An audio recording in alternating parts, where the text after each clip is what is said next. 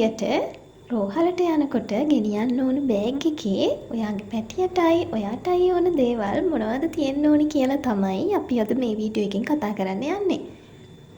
මම මුලින්ම කියන්නම් බබාට ඕන කරන දේවල් ටික.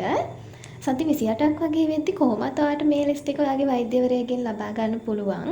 ඔයා සති 28 සති 30 වගේ වෙනකොට මේ බඩු ටික අරගෙන බෑග් එක හදලා ලේබල් කරලා ගෙදර ඕනම කෙනෙකුට ඉක්මනින්ම බලා ගන්න පුළුවන් තැනක වගේ තියෙනවා නම් හුඟක් හොඳයි. මොකද අපි දන්නේ නැහැ මොන වගේ අවස්ථාවක් එයිද හදිසියෙ කොහොම හොස්පිටල් ඇඩ්මිට් වෙන්න වගේ හදිසි අවස්ථාවල් වලට අපිට මුහුණ දෙන්න වෙයිද කියලා. අන්න ඒ නිසා කෝකටත් හොඳයි සූදානමින් ඉන්න එක.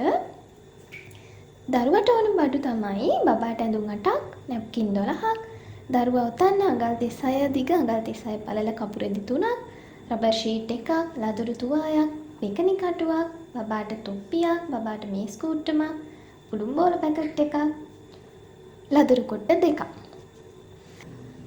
මේ මම කිව්වේ ඔයා දරු ප්‍රසූතිය සඳහා ඇඩ්මිට් වෙන වෙලාවට ඔයාලා ළඟ මූලිකවම තියෙන්න ඕන දේවල් ටික. දරුවා ප්‍රසූත කරාට පස්සේ ඔයාට තවත් ගොඩක් දේවල් ඕන වෙනවා. මම කියන්නේ මෙතන ඔයාගේ හොස්පිටල් එකට යනකොට ගෙනියන බෑග් එකේ තියෙන්න ඕන දේවල් ටික ගැන.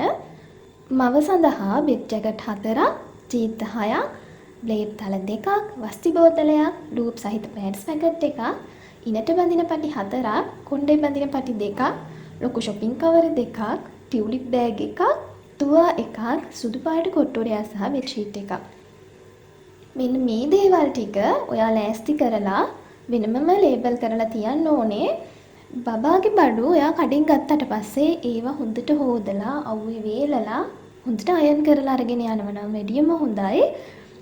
බබාගේ දේවල් හොදද්දී ගොඩක් හොඳට මතක තියාගන්න ගොඩක් සුවඳ දෙන දේවල් දාලා නම් හොදන්න එපා. මොකද ඒක චූටි බබාට දරා ගන්න හරි අමාරුයි. ඒ සුවඳ යාට අපිට වගේ නෙමෙයිනේ.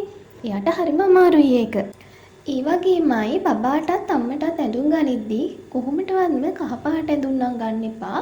මොකද බබා කහ වුණොත් හරි බබාට කිරිපෙවිල මදවීමක් නිසා හරි බබාගේ රුධිරයේ බිලිරුබින් සාන්ද්‍රණය වැඩි වෙලා හරි බබා කහ වෙනවනේ. අන්න එහෙම හදිසියෙවත් කහවීමක් වුණොත් අපිට ඒක බලාගන්න බෑ. ඔයා හරි බබා හරි කහ පාට ඇඳුම් ඇඳලා හිටියොත්. තවත් කියන්න ඕන දෙයක් තමයි ඔයාගේ හොස්පිටල් ඩොකියුමන්ට්ස් ටික මෙන්න මේ බෑග් දෙකකින් එක දාලා තියන්න නම් අමතක කරන්න එපා. මොකද ගෙදර අයට ඒව හොයාගන්න අමාරුයි හදිසි වෙලාවකදී. ගර්භණී සටහන් පත, ඔයාගේ වෛද්‍ය වාර්තා සියල්ලම, ඔයාගේ මහත්තයාගේ උපැන්න සහතික දෙක, ඒ වගේම තමයි ඔයාගේ මහත්තයාගේ ජාතික හැඳුනුම්පත් හා ඒවායේ පිටපතුත් මෙන්න මේ බෑග් එකට දාලා තියන්න අමතක කරන්න එපා.